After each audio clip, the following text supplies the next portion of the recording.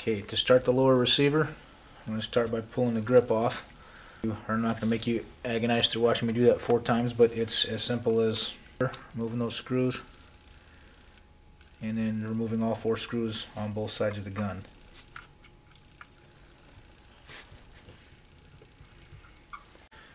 Once you have the screws out, you can just pop the panels off, or I've got a wrap around and pull that off, get those out of the way.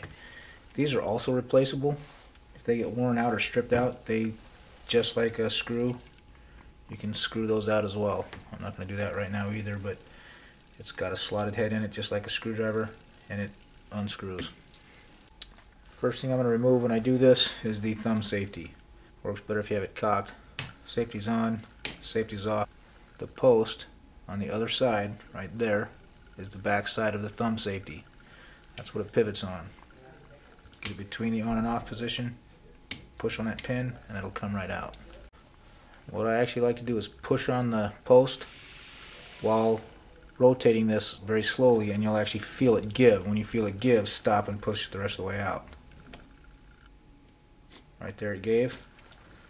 So you can just push it the rest of the way out. I like to use a little something plastic to get it started, and you should be able to grab it by hand and pull it out. Okay, the little spring-loaded detent that holds that in place and your slide stop in place. Gonna remove that next. Just give it a little push to get it started, and it'll slide right out. There should be 2 metal pieces connected by a spring, just like that. Alright, next thing you want to do is take the mainspring housing off.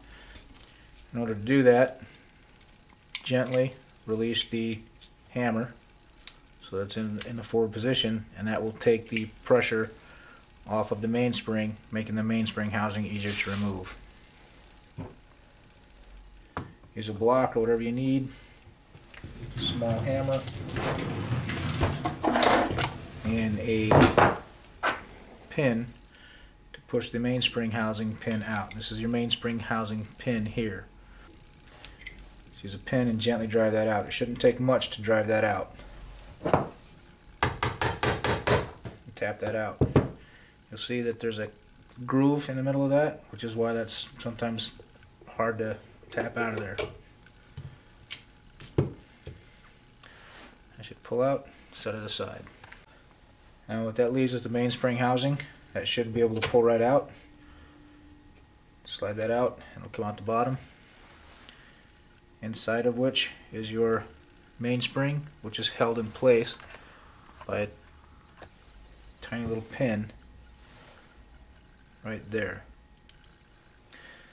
Again, going from the outside in,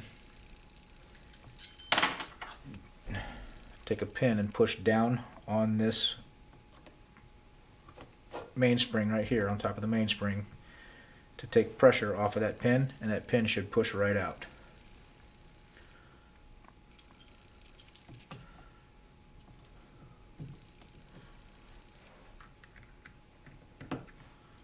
Just like that. Now get it started, or push it until it comes out in your finger, but keep your finger over the top of that hole, or keep the pin pushing down on it to keep that from flying across the room while you work that pin the rest of the way out. Easy on releasing the tension. There's where you pulled the pin out from. There's the pin and your mainspring and your mainspring retainer. Once you have the firing pin or the mainspring housing out of the way, your grip safety will just literally fall right off. Okay. Next I'm going to pull out the sear spring.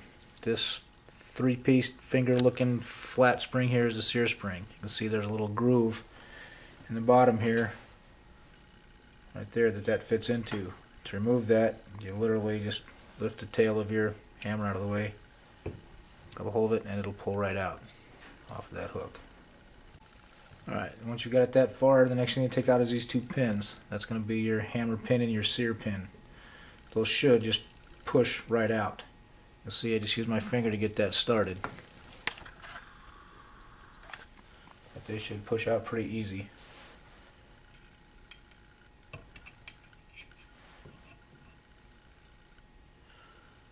Large one is your hammer pin. Now That will allow your hammer to release, to fall out your hammer and your hammer strut. And then the upper portion of your Series 80 firing pin safety. The sear and the lower portion of that firing pin safety are still held in place by this pin, which has to come out next. Alright, same thing, get that started. Once you get it started, it should push out pretty easy.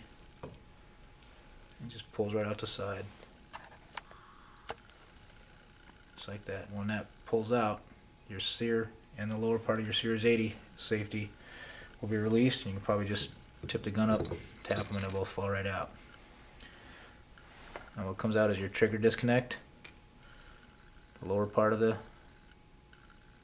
firing pin safety, and the sear. Next thing to remove is the magazine release. Magazine release right there. Push it in to release it. That's the side that you lock it in from. In order to get this out, push it in to release it, to raise it up.